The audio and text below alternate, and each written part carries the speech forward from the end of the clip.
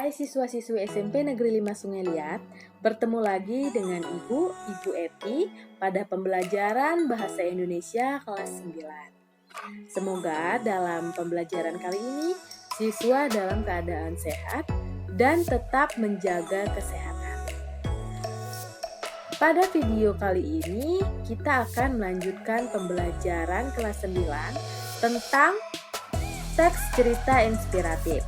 Nah, pada pertemuan terakhir sebelum melaksanakan PTS, kita sudah mempelajari tentang teks cerita inspiratif, yaitu mengidentifikasi dan menyimpulkan isi teks cerita inspiratif. Sebelum melanjutkan pembelajaran, Ibu ingatkan agar seluruh siswa harus sudah memahami tentang materi sebelumnya, karena materi ini adalah materi lanjutan. Oke. Pada video ini, kita akan mempelajari struktur dan ciri kebahasaan teks cerita inspiratif. Apabila ada yang belum memahami materi sebelumnya atau lupa, Ibu ingatkan agar kalian membuka catatan atau menyimak video sebelumnya agar dapat melaksanakan pembelajaran kali ini dengan baik. Oke, Ibu ulangi sekali lagi. Materi hari ini adalah struktur dan kebahasaan teks cerita inspiratif. Yang pertama yang akan kita bahas adalah struktur. Struktur teks inspiratif dibagi menjadi 5 bagian, yaitu yang pertama orientasi, yang kedua perumitan peristiwa, yang ketiga komplikasi, yang keempat resolusi, dan yang kelima adalah koda. Nah, Ibu akan menjelaskan dari awal, yaitu orientasi. Orientasi berisi permulaan atau perkenalan tokoh, tema, dan latar cerita. Nah, biasanya jelas di paragraf pertama atau di bagian awal kisah. Setelah itu ada perumitan peristiwa. Perumitan peristiwa ini isinya adalah masalah atau konflik yang muncul dari antar tokoh. Nah, konflik ini juga dapat menuju ke puncak masalah. Yang ketiga adalah komplikasi. Komplikasi ini adalah puncak masalah atau klimaks atau inti dari teks cerita inspiratif. Atau dapat dikatakan bahwa kisah yang menginspirasinya itu terdapat dalam komplikasi ini. Berarti komplikasi dapat terdapat di paragraf 3 atau paragraf 4. Kemudian setelah komplikasi ada resolusi.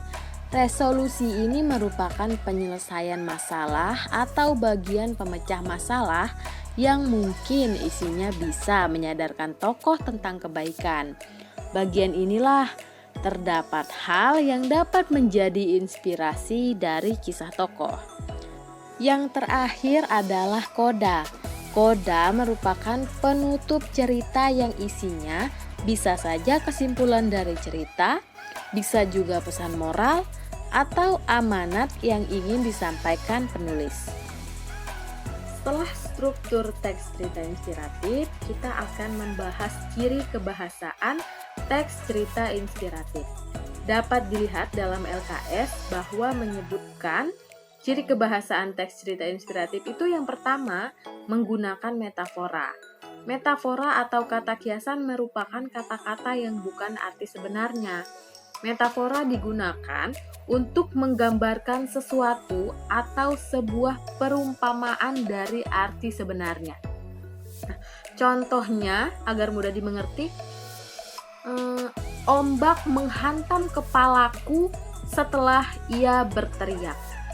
Ombak menghantam kepalaku ini merupakan perumpamaan saking kerasnya teriakan seseorang sehingga diumpamakan dengan ombak menghantam kepalaku.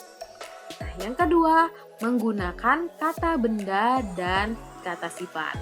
Yang pertama, kata benda atau nomina adalah kata yang menyatakan nama atau sesuatu yang dianggap benda, baik bersifat abstrak atau konkret.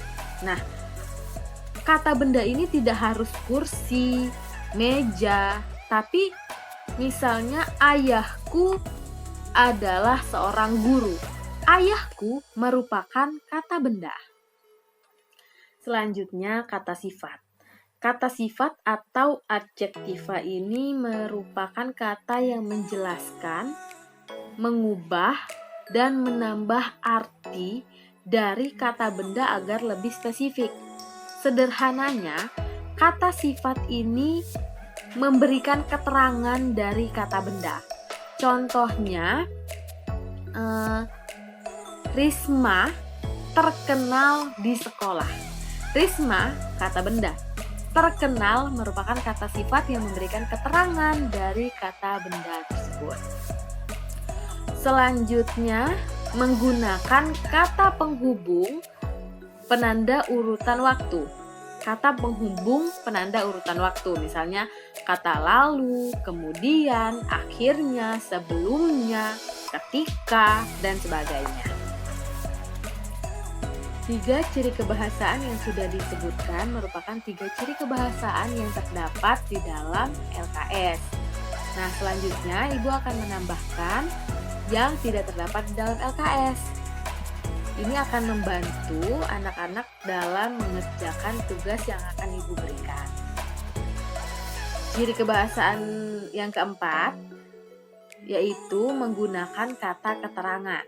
Kata keterangan ini ada kata keterangan tempat, kata keterangan waktu, kata keterangan cara, kata keterangan tujuan. Kalau kata keterangan cara ini dicirikan dengan secara, kata secara, dan kata dengan. Nah, kalau kata keterangan tujuan ini dicirikan dengan agar, untuk, dan supaya. Selanjutnya yang kelima, ciri kebahasaan yang kelima menggunakan kata penghubung. Dan yang keenam, terdapat ungkapan kesedihan atau ungkapan masalah. Dan yang terakhir adalah ungkapan nasihat. Sekian materi dalam video pembelajaran ini. Semoga dapat dipahami dengan mudah. Apabila ada yang ingin ditanyakan, silakan tanyakan di grup atau bisa hubungi Ibu langsung japri melalui WA. Dan selamat mengerjakan tugas dengan benar.